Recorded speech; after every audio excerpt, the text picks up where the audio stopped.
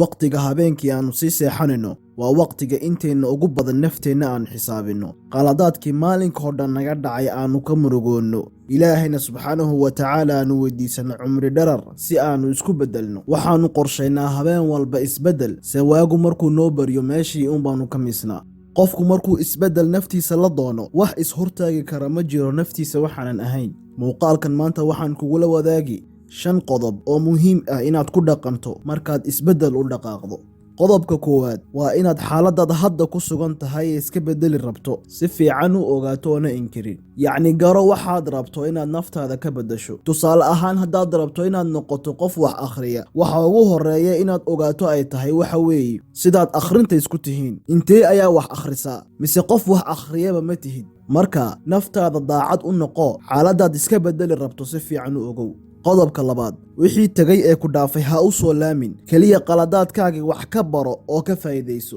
haddaad ka fikirto mar walba waxaad soo dhaaftay dhaqaaqi maysid haddaba horey u soco gadaal ha soo dayin tusaalaheennii hore ha u soo laamanoo aan ku dabaqno qodobkan haddaad akhrinta la soo dhibaatootay tusaale ahaan naftaada ha u ogolaan inay dhibaatooyinkaas ay la soo kulantay marmarsiyo ay ka dhigato kadibna sidaas ay akhrinta ku dayso 3 qorshahaad dhigtay si aad isku beddesho hadduu shaqayn waayo ama u aragto inuu wax ka qaldan yahay wax ka beddel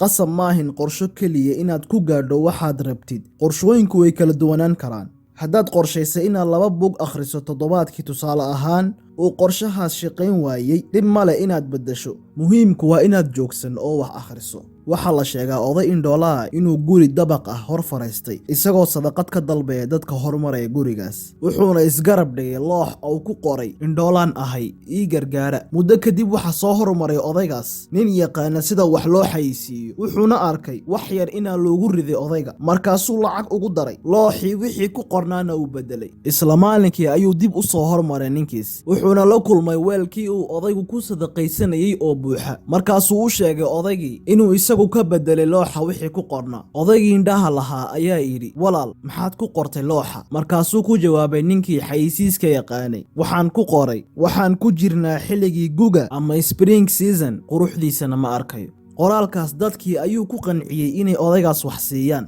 murtidu waxa weeye istiraatiijiyaddii uu isticmaalayay markii hore uu ku sadaqaysanayay ayuu wax ka beddelay marka adu qorshahaagu hadduu socon waayo isku day inaad qorshaha wax ka beddesho qodobka afaraad dad wanaagsan oo kugu caawiya isbeddelkaaga inaad la saaxiibto weeye iska ilaali oo ka fogow kuwa dib kuu dhigaya ee kula haraya dadka ku niyad jebinaya ku dhahaya ma adigaa isbeddeli wax macquula maahin iyo wixii la mid ah bini aadam ayaa tahay ereyadaasna way ku saamaynayaan dib ayayna kuu dhigayaan qodobka 5 naftaada abaal mari mar walbo qayb ka mid ah qorshahaaga isbeddelka aad dhamayso ka soo baxdo tusaale ahaan haddaad buug akhristii dhamayso wax naftaadu ay jeceshahay xalaal ah ku abaal mari taasi inaad horay u socoto ayay ku fudaydinaysaa ugu dambayn ogow inuu isbeddelku wax adag ahayn waxaan wada ognahay saxaabadii rasuulka sallallahu calayhi wasallam ee loogu bishaareeyay jannada iyagoo adduunka jooga inay ku sugnaayeen gaalnimo ay sanamyo caabudi jireen intayna islaamin ka hor markay isbeddeleense waxay noqdeen dadka adduunka ugu wanaagsan ee ugu fiican dad ilaahay subxaanahu wa tacaala au doortay au janno ugu bishaareeyey haddaba naftaada ka dhaadhici inaad isbeddeli karto ilaahayna subxaanahu wa tacaala wuu kugu caawin arrinkaas muuqaalku hadduu ku cajabiyey like-ta inaad saartid ha iloobin kanaalka haddaad ku cusub tahayna ku soo dhowow asxaabtaana la wadaag muuqaalka kulan dambe oo wanaagsan wassalaamu calaykum